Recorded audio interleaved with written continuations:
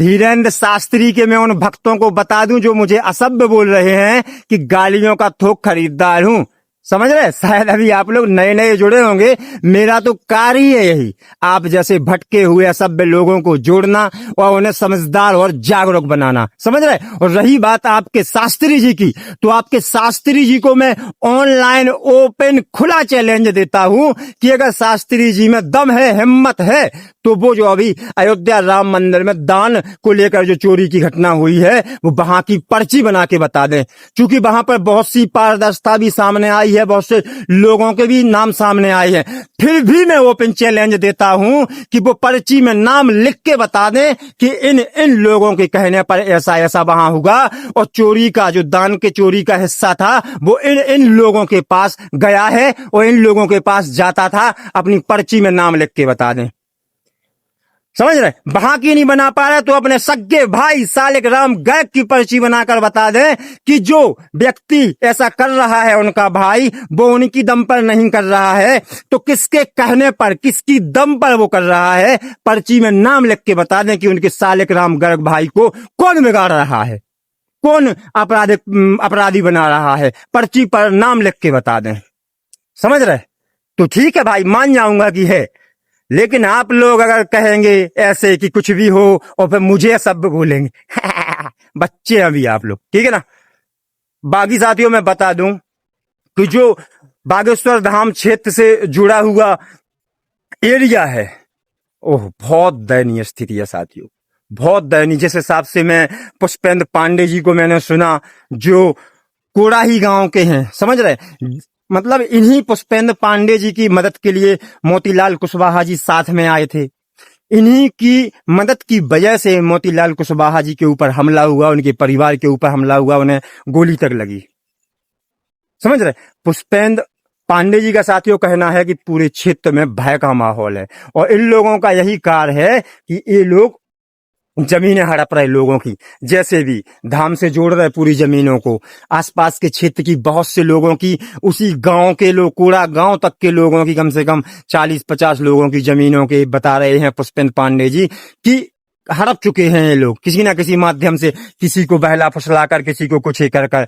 और बता रहे हैं कि जहां पर कोड़ा गांव में गौशाला का निर्माण हो रहा है, जिसकी जिम्मेवारी लिए हुए हैं ये शास्त्री जी। कह रहे हैं ना कि मुझे नहीं मतलब, मुझे तो पता ही नहीं।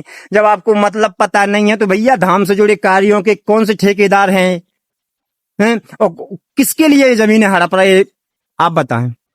तो उस क्या बोलते गौशाला के पास में एक पंचकार जी की जमीन पे तो काम ही चालू हो गया। रजिस्ट्री नहीं अभी हुई है, लेकिन जैसे तैसे चाहे दबा दबू के या कुछ खर्चा पानी दे दू के अवैध निर्माण चालू हो गया है। आसपास के क्षेत्र की जितनी भी सरकारी जमीनें हैं उन पर भी इन लोगों का कोई चिंता नहीं कर पा रहा, मतलब इनके दहशत।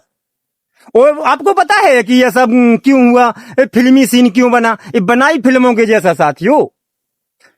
धीरेन्द्र शास्त्री जी ने पुष्पेंद्र पांडे जी को बुलाया था अपने पास कि मैं अभी बाहर हूं और मैं 12-13 तारीख को आऊंगा धाम पर, तो आप आइए, बैठ के बात करेंगे, जैसा कुछ भी हो वो आपकी जो जमीन है वो मुझे चाहिए। तो पुष्पेंद्र पांडे जी मिलने नहीं गए। तो एक फिल्मी सीन इसीलिए बना साथियों। पुष्पेंद्र पांडे जी कह रहे थे कि जो गोली शायद मुझे लगनी थी वो गोली शायद मोतीलाल कुशवाहा जी को, क्योंकि वो पहले मिल गए गांव में। वरना इन्हीं को ये धौंस दहशत जैसे फिल्मों में नहीं होता कि अगर किसी को फोन लगाया कि भाई 5 करोड़ रुपया पहुंच जाना चाहिए या प्रॉपर्टी को धमकाने के लिए, और आप जब नहीं मिलने गए, विलन से, गद्दार से नहीं आते, तो फिर उसके और लोग बाग आते, फिर दहशत फैलाना, ऐसे डराना धमकाना, सेम वैसा ही।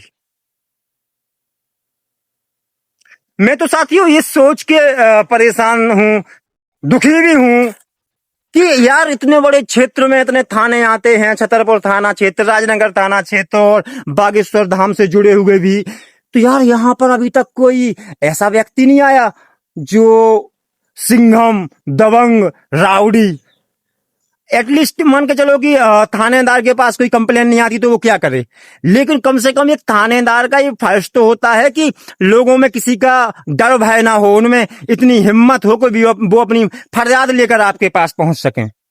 लेकिन चूंकि साथियों ऐसा नहीं है, सब मिले जुले हुए हैं वहां पर, क्योंकि पुष्पेंद्र पांडे जी के कहने के अनुसार तो वो राष्ट्रपति जी तक को भैया कह चुके, पत्र भेज चुके हैं, बड़े बड़े अधिकारियों को सबको सूचित कर चुके हैं, थाने में भी कई बार जाकर आवेदन दे चुके हैं।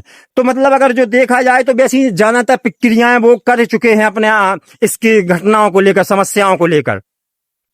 अब साथियों आवश्यकता है वहां पर सभी लोगों को एक साथ उनके लिए खड़े होने की, सभी के लिए, न सिर्फ पांडे जी के लिए, कुशवाहा जी के लिए, और तमाम अन्य लोग, बंसकार जी और भी अन्य लोग, जो लोग बेचारे आवाज नहीं उठा पा रहे हैं, जो लोग बोल तक नहीं पा रहे हैं, उनके लिए। ऐसा नहीं है साथियों कि कुछ नहीं होता है, बहुत कुछ होता। देखो जेल में गए ना, अभी गर्ग जी को जेल भेजा गया ना। अगर सही तरीके से सभी लोगों ने साथ दिया और सही प्रक्रिया और कानूनी संवैधानिक तरीके से प्रक्रिया हो गई तो आप ये मान लीजिए कि ये गुंडागर्दी जो वहां पर चल रही है वो यहीं पर रुक जाएगी। हम सभी का सहयोग, हम सभी की आवाज, हम सभी की बात, ये गुंडागर्दी आज ही वहां पर रुक सकती है, समझ रहे। लेकिन इसके लिए जरूरी है साथियों हम सभी को साथ देने की, और जरूरी है वहां के लोगों को भी निकल के आगे आना चाहिए। ऐसे मौके बार बार नहीं मिलते हैं। आज ऐसी घटना घटी है, आप दबे हुए हैं, बाहर निकलिए, आवाज उठाइए, हर एक व्यक्ति, तभी कुछ होगा। बिल्कुल। बाकी साथियों मैं आप सभी से भी यही कहूंगा, और मैं पांडे जी से भी कहूंगा कि ज्यादा से ज्यादा लोगों से 181 पर कॉल करवाइए आप, क्योंकि आपने बताया ना कि 181 पर आपने सड़क को लेकर जो कॉल शिकायत की थी, तो थाना प्रभारी जी ने आपको आश्वासन दिया कि हम हटवा देंगे, लेकिन नहीं हटवाई शिकायत। तो कहीं ना कहीं 181 से फर्क पड़ रहा था। हो सकता है साथियों कि हमें जहां पर अपनी बात को पहुंचाना है वहां पर हमारी बात नहीं पहुंच पा रही है सही से। हमने भली आपने मेल कर दिए सब, लेकिन नहीं पहुंच पाए। तो लेकिन वहां से आपको 10 जगह आपने शिकायत की, लेकिन एक जगह से कम घूम के कॉल आया। तो वहां पर आप जाना से जाना लोगों से 181 पर शिकायत करवाइए, जाना से जाना, जो व्यक्ति परेशान है इनसे, समझ रहे। और एक मोदी जी, देश के प्रधानमंत्री नरेंद्र मोदी जी को, राज्य के मुखिया सीएम मोहन यादव जी को भी एक पत्र लिखिए। इन लोगों को भी अवगत, आपने जिस हिसाब से मुझे बताया तो नहीं करवाया है अभी, इन लोगों को लिखिए, क्योंकि मोदी जी के आने के बाद तो इन लोगों के ही भाव बचाव बढ़े हैं, और जाना वहां पर दबंगई की, आपराधिक प्रवृत्ति की घटनाएं।